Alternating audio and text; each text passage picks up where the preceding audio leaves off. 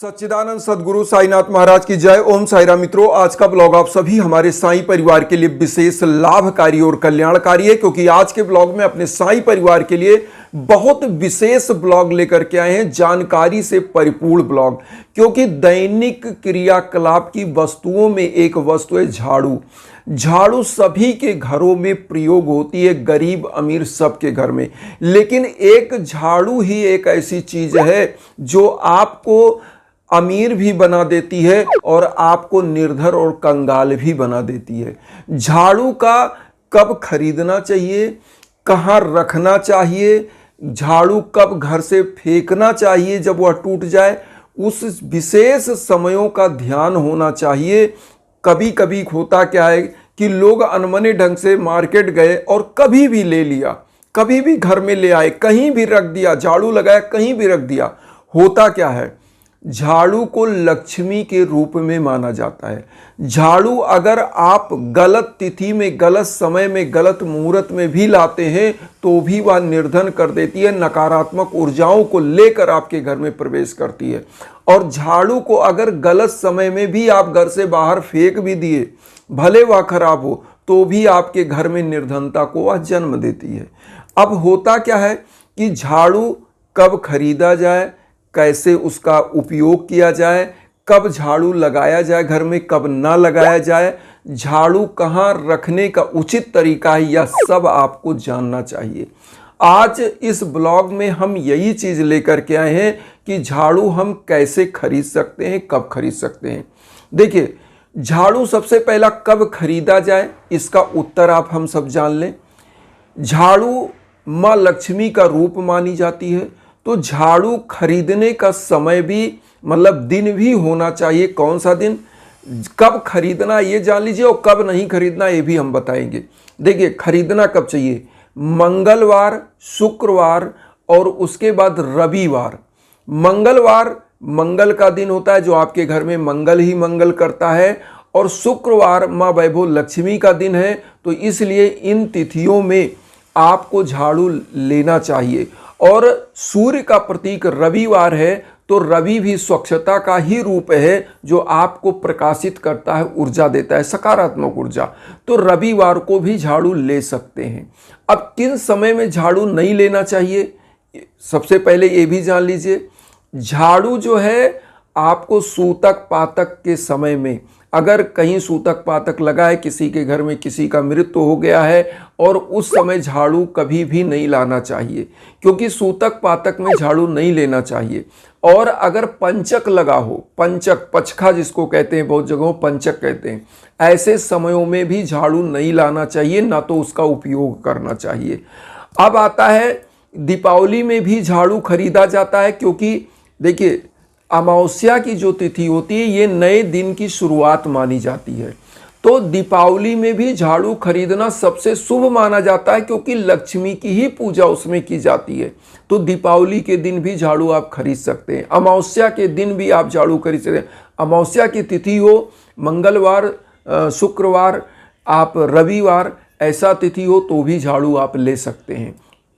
अब आता है कि झाड़ू आपने ले लिया, झाड़ू लगाया कैसे जाए। जब आप घर में झाड़ू लाइए, सबसे पहले घर में झाड़ू लाइए, लगाने का क्रम, जहां पर आपका अंदर की साइड से झाड़ू लगाना चाहिए, घर के अंदर से बाहर की तरफ।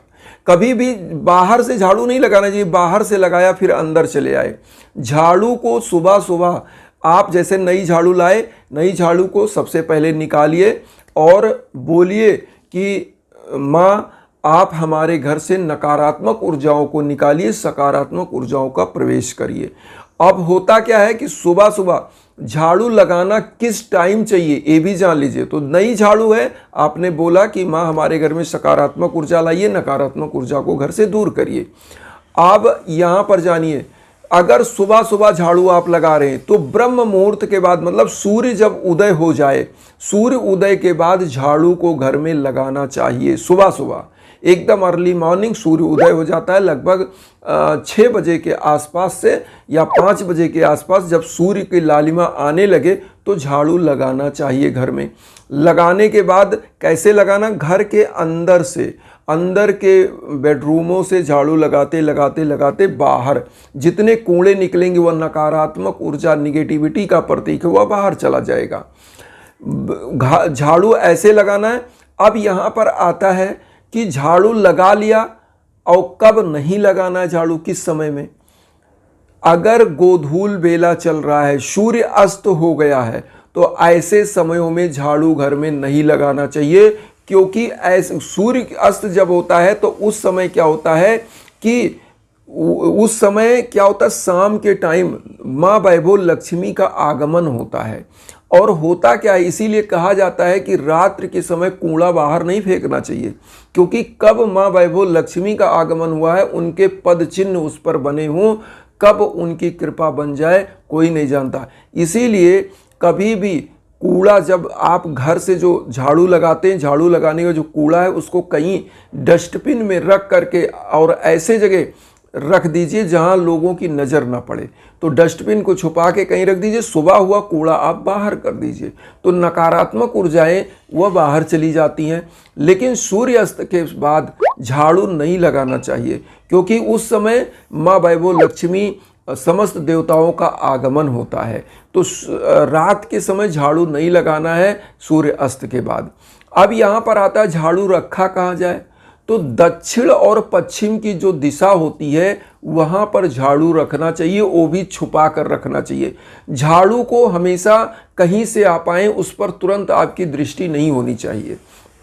एक लोग अभी मुझसे एक क्वेश्चन पूछ रहे थे कि गुरुजी 2 झाड़ू को एक साथ रख सकते हैं कि नहीं, क्योंकि ऐसा कई लोगों ने मुझसे पूछा। तो देखिए, अगर कोशिश करिए कि 2 झाड़ू अगर हैं तो उनको एक साथ नहीं रखना चाहिए, उससे क्या होता है, नकारात्मकता और क्लेश पैदा होता है। तो 2 झाड़ुओं को एक साथ ना रखिए, थोड़ा मतलब मान लीजिए एक झाड़ू को कहीं रखा, एक झाड़ू को कहीं रखिए, वहीं आसपास ही रखिए, लेकिन एक साथ जैसे होता है ना, सटा के रख दिया, तो ऐसे नहीं रखना झाड़ू को। 2 झाड़ू एक साथ नहीं रखना। अच्छा, अब आता है दक्षिण पश्चिम की दिशा में ही झाड़ू रखना है। देखिए, अब यहाँ पर एक चीज़ और पूछा जाता है कि झाड़ू का उपयोग में आपको हमने बताया कि अंदर से बाहर की तरफ ही झाड़ू लगाना है। अब यहाँ पर आता है कि झाड़ू हम जब मान लो टूट गई, काफ़ी दिन हो गया, तो हम इसको बदले कैसे, फेंकेंगे कैसे बाहर। तो शनिवार के दिन आपको झाड़ू को बाहर रखना चाहिए, बाहर फेंकना चाहिए। टूटे हुए झाड़ू को शनिवार के दिन फेंकिए, और उससे क्या होता है, नकारात्मक ऊर्जाएं उसी झाड़ू के साथ बाहर चली जाती हैं। हम यहाँ पर एक चीज़ और बताएं, झाड़ू ऐसे जगह पर रखिए झाड़ू कोई चोरी भी करके ना ले जाए, ये भी जानना चाहिए। क्योंकि आपके घर का अगर झाड़ू चोरी होके जाता है, अगर आप कहीं दीप प्रज्वलित किए, कोई दिए से दिया जला करके भी चला जाता है आपके घर से, तो ऐसी भी मान्यता है कि आपके घर की धन लक्ष्मी रूठ जाती हैं। और जिसके घर में पवित्रता के साथ, नियम के साथ, कोई भी चीज़ का जो नियम होता है, अगर आप देखिए, सबसे बड़ी चीज़ होती है आपको भोजन करना होता है, डेली एक नीड होती है, एक मात्रा होता है, इतना हम खाते हैं। अब मान लीजिए आपको कम भोजन मिले तो भी आप मर जाएंगे, भोजन ज़्यादा भी मिल जाए तो भी आप मर जाएंगे, क्योंकि अति सर्वत्र वर्जते। तो हर चीज़ का एक नियम है। मेरे कहने का मतलब यहाँ पर है, हर वस्तु का एक नियम है, हर चीज़ों का एक शुभ मुहूर्त होता है, और उसी नियम से जब आप कोई चीज़ करते हो तो झाड़ू है धन लक्ष्मी का प्रतीक, जो सकारात्मक ऊर्जाएं लाती है, नकारात्मक ऊर्जा डेली आपके घर से ले जाती है। इसीलिए वास्तुशास्त्री यही बताते हैं कि घर में प्रत्येक दिन झाड़ू लगना चाहिए, चाहे चाहे आपका घर एकदम साफ ही हो, लेकिन प्रत्येक दिन झाड़ू टहला देना चाहिए घर में। उससे क्या होता है, नकारात्मक ऊर्जाएं झाड़ू को देखते ही भाग जाती हैं, और धन की देवी लक्ष्मी अति प्रसन्न हो जाती हैं। ऐसे घर में धन धान्य लक्ष्मी से परिपूर्ण कर देती हैं। एक चीज़ और बताएंगे झाड़ू के बारे में विशेष, लास्ट चीज़ आप जान लीजिए।